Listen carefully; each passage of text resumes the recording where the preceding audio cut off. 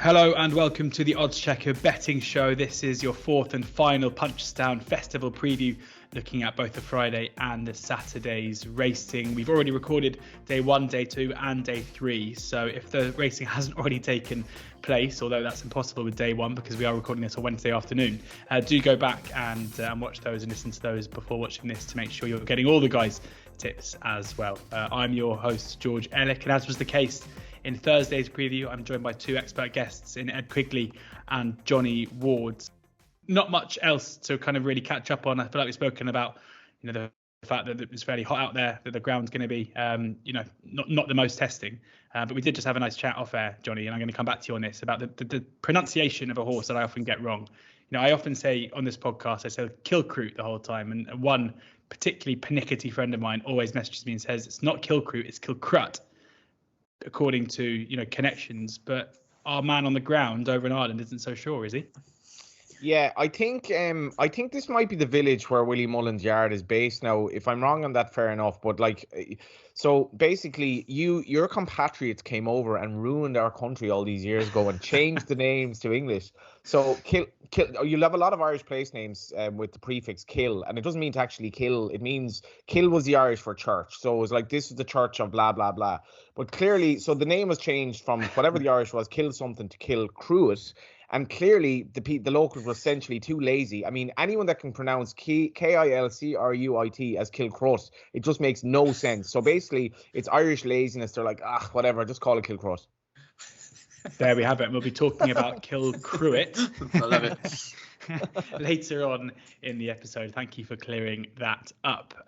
Before we get into the previews, because we are going to rattle through a few of these over in Ireland, they're more sensible than they are over here, and they don't price up races 4 days in advance. So we haven't got loads of prices to work with, but we'll do the 5:25 and the 6 o'clock on the Friday, and we'll also do the do one race on the Saturday as well with prices, and then we're going to look at a couple of the others where the guys have fancies as well. So we're doing our best. Apologies if it's a bit all over the place and we don't have prices for all of the selections, but hopefully there'll still be plenty of insight. Well, there absolutely will be insight, I can guarantee you that. So let's get into it. Do download the Oddschecker app now. As ever, always have to say this because we want you to get the best prices, bookie offers, free bets, and place terms. So important, even in this first race we're going to cover here, the second race on Friday. You've got place terms varying from a quarter to 3 to a fifth to 5. So ensure you do use it for that. And you can find Andy Holding's tips straight there as well onto the app too. Andy is at Punchestown, that's why he's not joining us on this show today, but fear not, he is going to be joining me. We're doing a one-on-one pod on Friday morning from his hotel over in Ireland, looking ahead to the Guineas too. So we're not done on the Oddschecker betting show yet. This is just our last Punchestown preview. Enough waffling from me, time to look at the racing, and we're going to start with the 4:15, the Novice Handicap Chase. Why, you might ask, why are you starting with this race that has no prices? Well, it's because it's got Ed's biggest fancy in it. Yeah, obviously shooting in the dark about the prices, but I've done the tissue for this. I actually think horse number 11 on your card here, Gevre, could actually be favourite, but I kind of got it 5-1, 11-2 to field. I mean, I may be way off. Obviously, I said I'm shooting in the dark to some extent, but I just think this horse has got everything going for him. Obviously, the Gordon Elliott team are on absolute fire at the moment, and only 6. Horse who's taken a little while to warm to chasing, I think it's fair to say. This will be his 10th chase start as a 6-year-old. But the signs are really good recently, including Ferry House last time out when absolutely bolting up. 2 key factors with this horse. Number 1, I think, is the ground. He seemed to really enjoy it last time out. He got a bit stuck down in the mud at Nace back in February.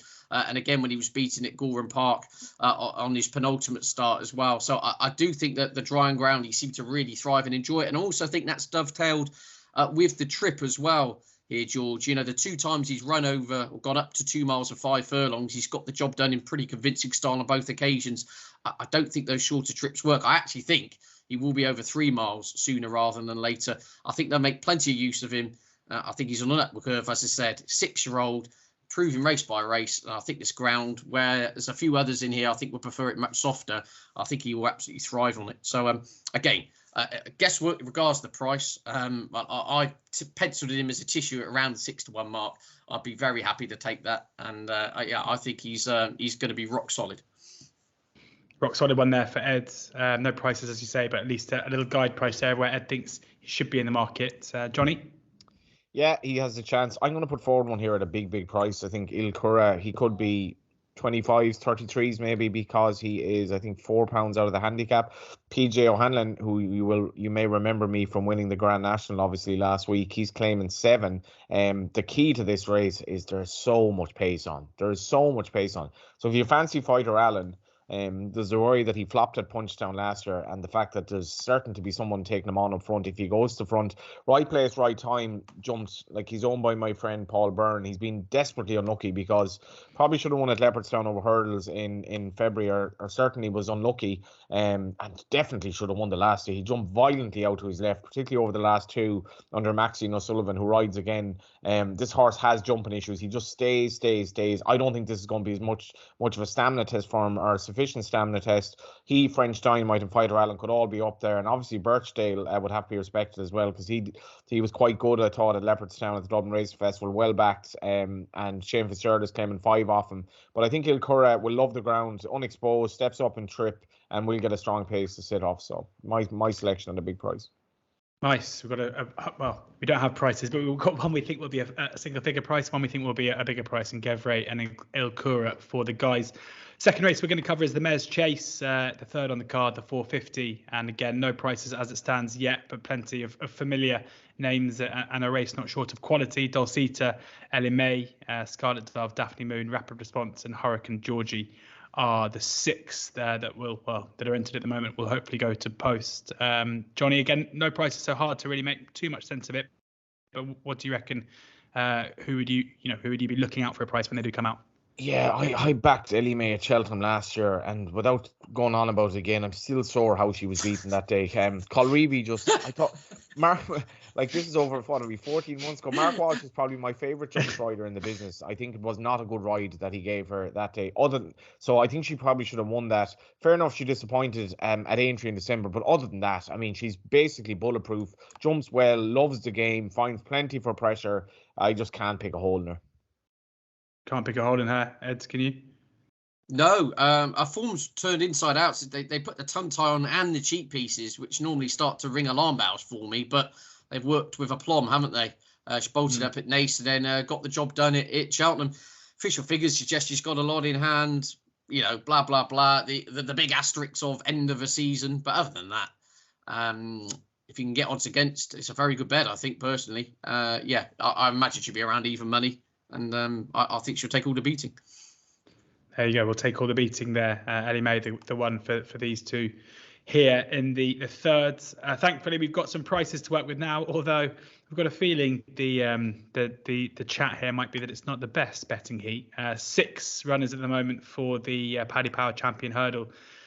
For a time, it's looked like it could be one of the most intriguing races, not just in the National Hunt season, but in recent years. But Honeysuckle is the only superstar that comes to course here at 5 on best price at the moment.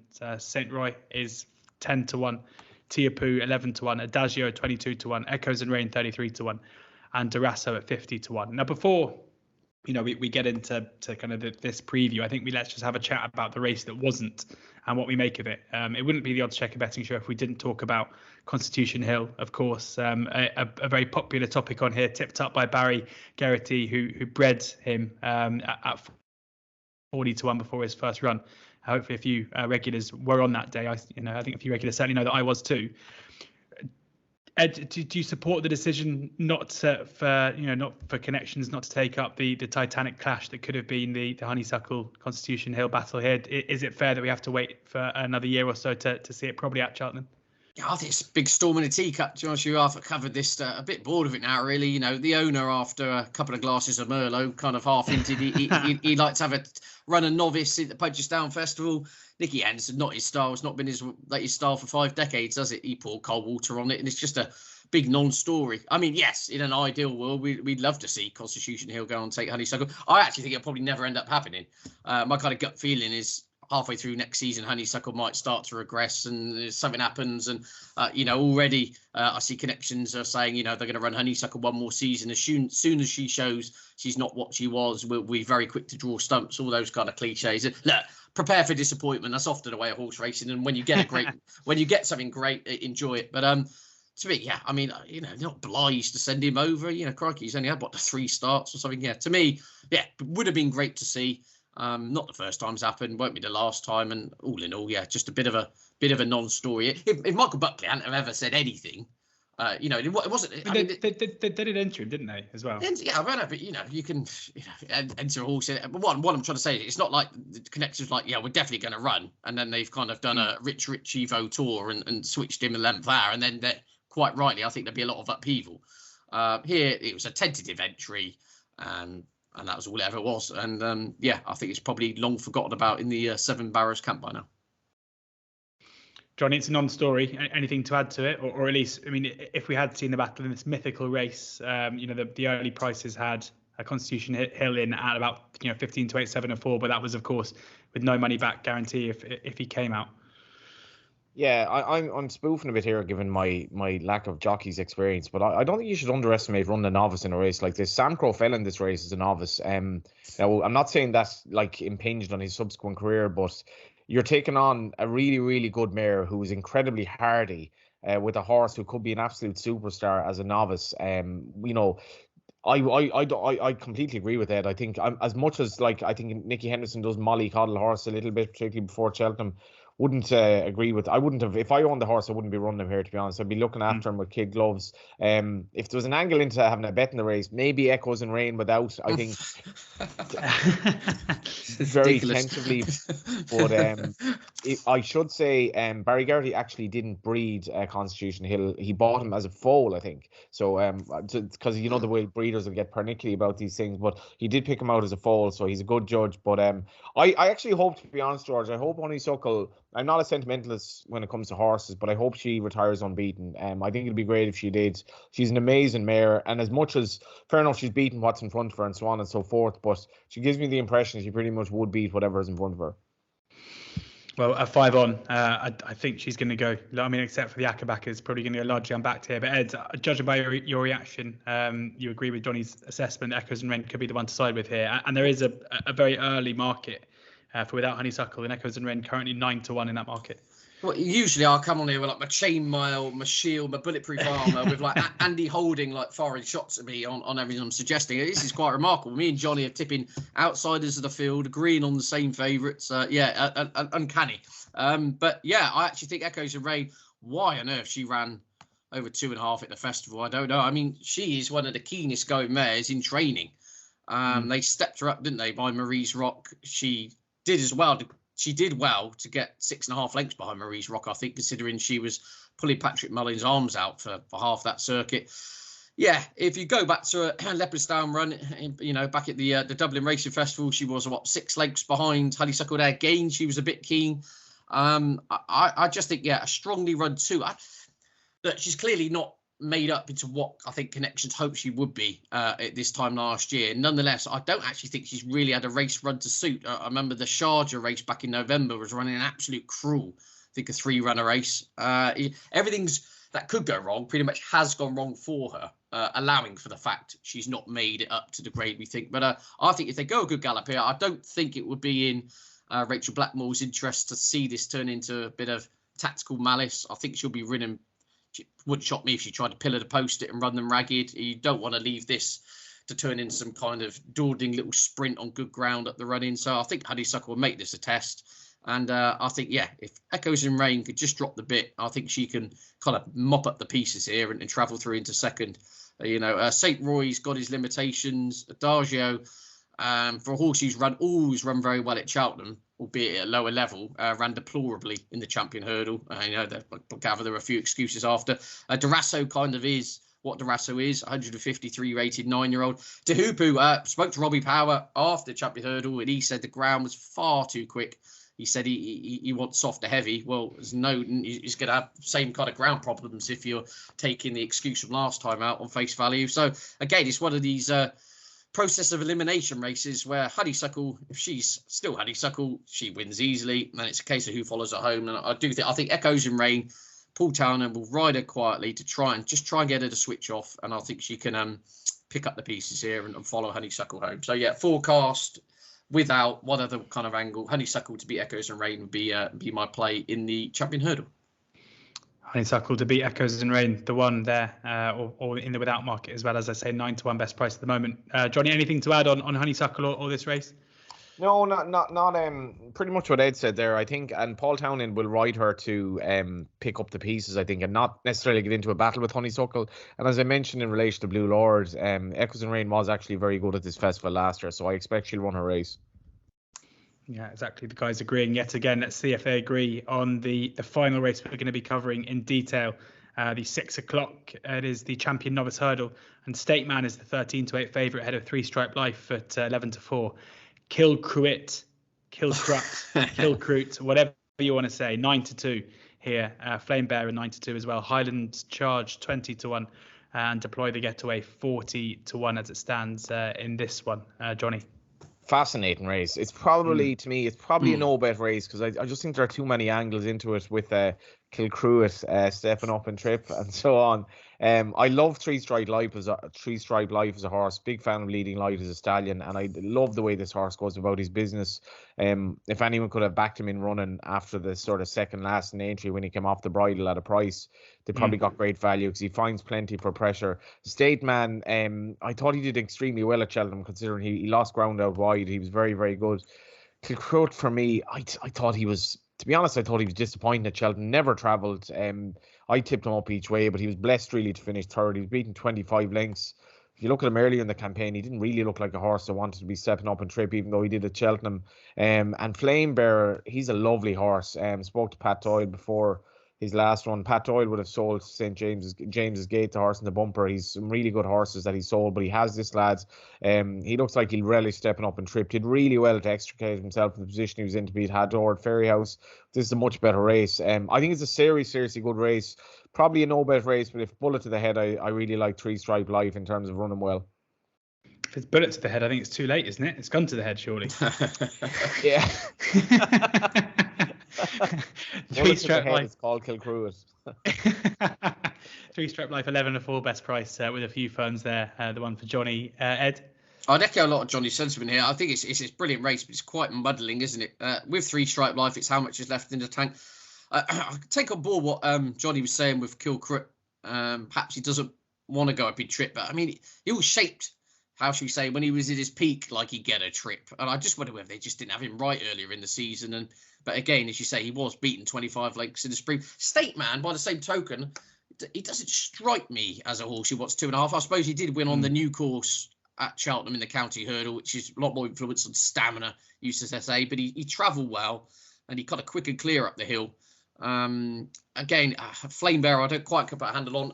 This is tricky. I mean, 3 Stripe Life I want to go with, but again, miles on the clock this season would be my worry. State Man, I'm not totally convinced stays. Again, if you were going to put the bullet gun, whatever, to my head, I'd be tempted to roll the dice with Kilcruit just up in trip. I just don't think they've ever had the horse right, and he is 2 from 2 at the track. He clearly comes alive here, and it could just be this is his time. But all in all, a real trappy contest. Well, I'm not really shocked if 3 or 4 of these, any of these could win it, really. Yeah, Kilcruit the one for Ed there at 9-2, but tentative selections, it's fair to say, for those two in that one. One just quick touch on the 7-10, which is the Novice Hurdle. Shame we don't have Andy here, because he could give us some of his speed figures, but a couple of kind of likely types in there. Micromanage obviously used to have a big reputation. El Fabiolo as well. Hador. Any of these kind of fancies of you guys coming into this one? Anything can step up? Willie Mullins is the key to this race. Obviously, for me, El Fabiolo was probably unlucky at entry. I think Paul Townend would probably want the race again. He was just a bit unlucky, was it, at the second last, where he was quite badly interfered with. Micromanaged, very good horse in the flat. I could see him running well, but I think Paul Townend's probably on the right one here. It's mad, all these novice hurdles and how good some of these races are, despite the fact there seem to be about 12 novice hurdles in the first 3 days alone. It's another very good race. Yeah, absolutely. Ed, anything to add, or should we move on to Saturday? I just thought it was a mighty run from Al Fabiolo, to be honest with you, at entry. I mean, he was quite weak on exchanges before the off. I mean, just his second start to run John Bond that close. You could make excuses as well that perhaps he, on another day, could have won that. What's interesting with him, though, they put the hood on for the first time last time out, which I thought was a worry. for the horse for his second time under rules. I believe that the hood's coming off here. I don't know why the angle is with that, given that he seemed to, take to the hood last time out. But maybe they think he's a quirky type and they've got to perhaps mix things up a little bit with him. But El Fabiolo, that was a mighty run. Bring on the Night. His jumping got found out, didn't it, in the Supreme? I think it's fair to say he just, wasn't that Supreme perfect form. Even so, though, is still 8 legs back of John Bond if you ignore the winner. Yeah, exactly. I just think it's one of those. I just think he's got to jump better. Well, what I'm trying to say is I was shocked with El Fabiolo for such an unfurnished horse, how good he was, shall we say, last time out. And yeah, on balance, you'd probably say Paul Townend is on the right one. So not a race I will be having a bet in. I think there's a bit too many question marks, but fascinating nonetheless. Right, that brings our Friday previews to a close. We're just going to have a look ahead at one race on the Saturday's cards. As we say, recording to Wednesday afternoon, so it's a bit early really to get stuck into Saturday's racing. But we do have the champion 4-year-old hurdle, which sees Vauban and Fedor lock horns again. Vauban 4-7 favourite ahead of Fedor at 7-2. Il Était Temps is 15-2. Gaelic Warrior 8-1. Brazil 10-1 with Pied Piper. Ecart Allen also 10-1. 20-1 bar the rest. Johnny, I mean, you look at the top two and it looks like another match between them, given the Cheltenham form. Can you see anything else taking place here? Can you see any other squeaking in? No, I think Vauban wins. For me, he's got a bit of an X factor about him. The way he sort of overcame that little issue he had at the last at Cheltenham. I mean, he looked a winner the whole way, and then you're thinking, is he going to be done here in terms of just that that loss of momentum? And again, this is not scientific, but the ability he showed to find that extra gear after that marks him out as something a little bit different. I know they're talking about a potential, Melbourne Cup, which I love people thinking like that you can, like Emmett Mullins has he targets race in America, he buys foals in Japan, he runs the Grand National with the horse that was running a bumper a year earlier. I like thinking outside the box. I like the fact that Willie Mullins, is very, very keen to win the Melbourne Cup, such that, and I believe this to be true, he once got a first-class flight to Australia to see a horse of his work before the Melbourne Cup, and then came back. So he got a flight to Australia and came back within 24 hours. Now, maybe he was traveling first class, but at the same time, it shows the manner of the man. This horse could end up running there, but before all of that, I think he wins this. I reckon he just loaded up a really good set of podcasts. He suddenly found out about the oddschecker betting show, and he was like, "Get me there! I need hours to listen to the guys talking about racing." Ed? Yeah, I think Vauban wins. Again, the ground. Looking at the weather, harp on about it like a Michael Fish wannabe, but they're probably gonna have to chuck a load of water down. This is going to be rattling quick by Saturday afternoon, is it not? And Vauban, clearly a horse with gears. I think, everything's right for him. I'd be massively worried about the ground for Phil Dorr. Wouldn't be shocked if they actually pulled him out on this. I think he wants I think the ground was just about hanging on for him at Cheltenham, where he got away with it on the new course with a huge hill in the Triumph Hurdle. I think ground conditions could be a bit quick for him here. And funny enough, the ground conditions would be perfect for Pied Piper, who on a side note, I believe they're going to go Royal Ascot, aren't they, for one of the staying races there. They're going to give him a bit of a flat campaign. But I think Vauban will win. But I think the horse that can follow him home will be he was the hipster's choice, wasn't he? When you go to some of those Shoreditch grungy bars, like which I know you do all the time, George, like on a Friday night, asking for some kind of cocktail which no one's heard of, and the bar staff are panicking and sweating up trying to make it for you. That Il Était Temps was the hipster's choice for the Triumph Hurdle on the back of his run at the Dublin Racing Festival. But I actually watched him back in the Triumph Hurdle. He was incredibly keen with canny Danny Mullins on board. He was still actually watch the race back. He's pulling. Jumping the second last. I wonder, tacky ground in a Triumph Hurdle. What I'm trying to say is I think there was a bit too much emphasis on stamina here. I think he's quite a quick horse. I think he wants to get on with things. I think he, how shall I say, I hope Phil Dorr does run, because I think he will buffer up the market a little bit here. And I think Vauban to beat Il Était Temps, that would be the forecast play. He's Il Était Temps being 5 lengths behind Vauban, and then 8.5 at Cheltenham. But again, I think there's a bit too much. Yeah, too much emphasis on the actual stamina side of things. I think this would be a relative more test of speed, which will suit. Il Était Temps, positive word there from Ed. And that brings our final Punchestown Festival preview to a close. We've already done 1, 2, 3, and this is 4 and 5 as well. Apologies, we had to have more to talk about on Saturday, but with the racing as it is and no prices around, we thought we wouldn't waste your time by doing so. Do download the oddschecker app now for the very best prices. Bookie offers free bets and place terms, as well as Andy Holding's tips straight to your app every morning of racing. I'll be speaking to Andy on Friday ahead of the Guineas weekend as well, so do check that out on the oddschecker YouTube channel or on any podcast provider as well. Thank you very much as ever to both Johnny and to Ed. Cracking stuff, guys, as ever. So please, hopefully there'll be some winners in there, but please, as ever, do gamble responsibly.